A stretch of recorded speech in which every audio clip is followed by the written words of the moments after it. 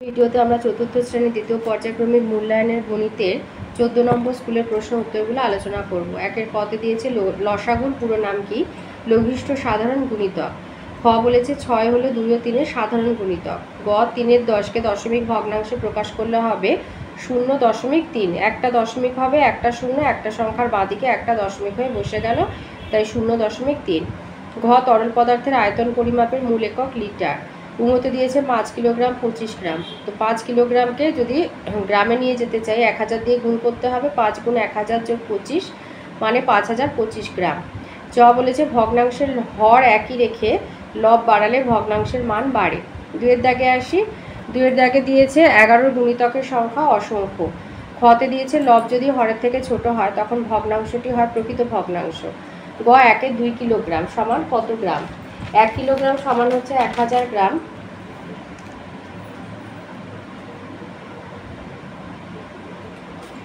আচ্ছা, 1 কিলোগ্রাম সমান হচ্ছে 1000 গ্রাম। 1-এর 2 কিলোগ্রাম সমান হচ্ছে 1000 গুণ 1-এর 2। 1000কে 2 দিয়ে ভাগ করলে হয় 500 গ্রাম।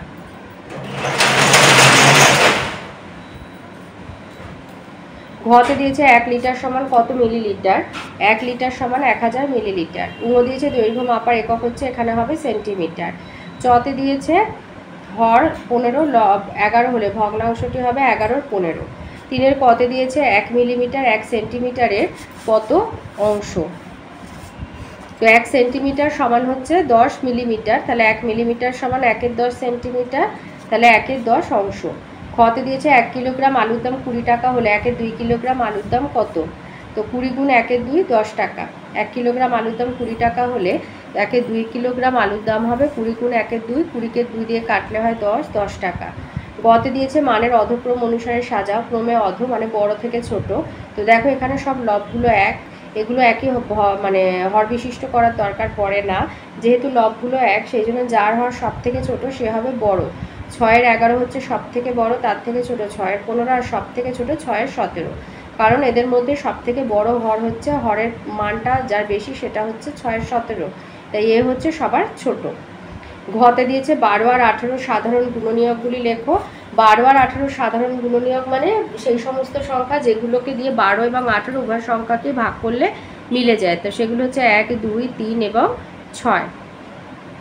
4-এর কতে দিয়েছে বিয়োগ করতে বলেছে 15 মিটার 5 সেন্টিমিটার থেকে 11 মিটার 7 সেন্টিমিটার। তাহলে 15 থেকে আমি এভাবে সাজিয়ে নেবে, নিয়ে 15 থেকে 1 ধার নিলে তাই এটা 14 হয়ে গেল। সেই 1 মিটার যখন সেন্টিমিটারে ঘরে এলো 100 সেন্টিমিটারে ভাঙলো 105। 105 থেকে 7 বিয়োগ দিলে হবে 98 সেন্টিমিটার, আর 14 থেকে 11 বিয়োগ দিলে 3 মিটার 98 সেন্টিমিটার। খতে দিয়েছে যোগ করতে বলেছে 12 কিলোগ্রাম 50 গ্রাম, তার সাথে 13 কিলোগ্রাম 250 গ্রাম, আর তার সাথে 11 কিলোগ্রাম 700 গ্রাম। তো যোগ করবে এইভাবে বসিয়ে, যোগ করে হয়েছে 36 কিলোগ্রাম 1000 গ্রাম। 1000 গ্রাম মানে 1 গ্রাম, তাই 36 যোগ 1 সমান 37 কিলোগ্রাম।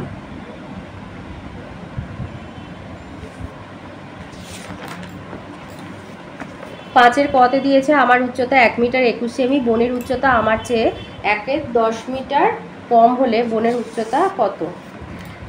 তাহলে বোনের উচ্চতা আমার চেয়ে 1-এর 10 মিটার কম। 1 মিটার মানে 100 সেন্টিমিটার, 1-এর 10 মিটার মানে 100 গুণ 1-এর 10 মানে 10 সেমি কম, অর্থাৎ বোনের উচ্চতা আমার চেয়ে 10 সেন্টিমিটার কম। তাহলে বোনের উচ্চতা 1 মিটার 21 সেন্টিমিটার থেকে 10 সেন্টিমিটার মাইনাস করবে, বোনের উচ্চতা হবে 1 মিটার 11 সেন্টিমিটার। এখানে উত্তর লিখে দেবে।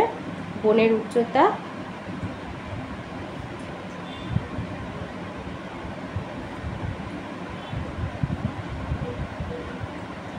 11 সেন্টিমিটার।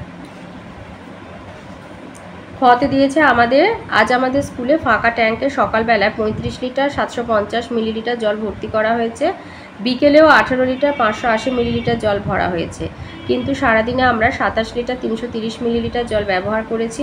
এখন স্কুলের ট্যাঙ্কে কতটা জল আছে? তাহলে সকাল এবং বিকেলে মোট জল তোলা হয়েছে 35 লিটার 750 মিলিলিটার আর 18 লিটার 580 মিলিলিটার।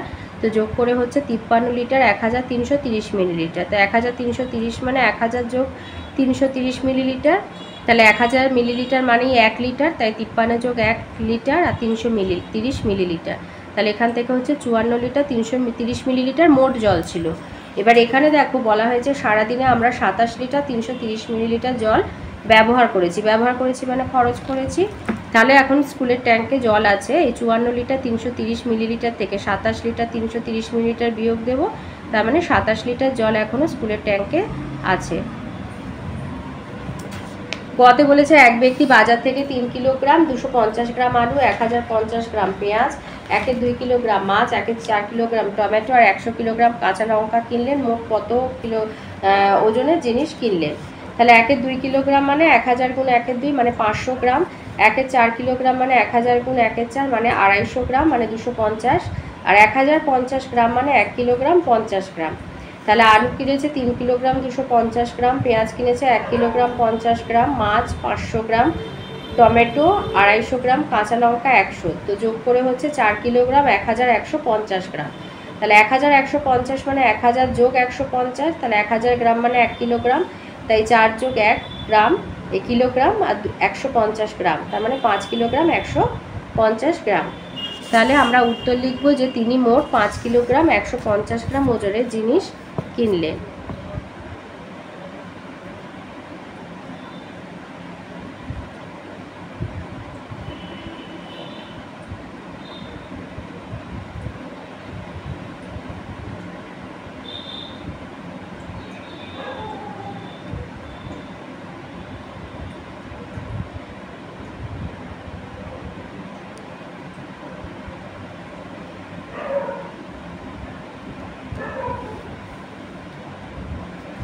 তো এই ছিল চতুর্থ শ্রেণীর দ্বিতীয় পর্যায়ক্রমিক মূল্যায়নের গণিতের 14 নম্বর স্কুলের প্রশ্নের উত্তরগুলো।